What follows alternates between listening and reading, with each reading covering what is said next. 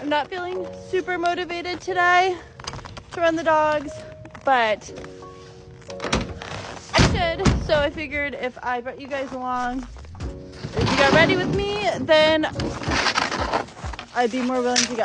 I don't know. We're ski-joring. Here are my skis. I'm using skate skis today because it's a groomed trail.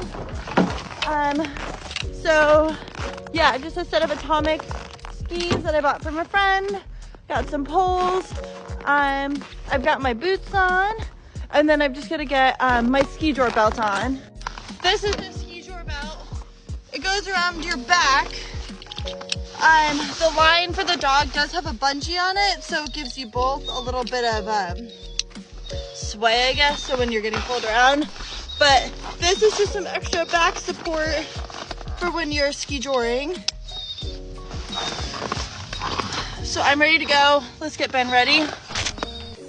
I'm just taking Ben.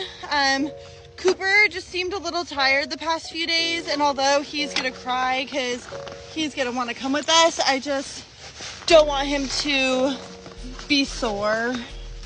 So I'll take him for a walk after. Okay, so here's Ben's harness. It has a bungee line and it attaches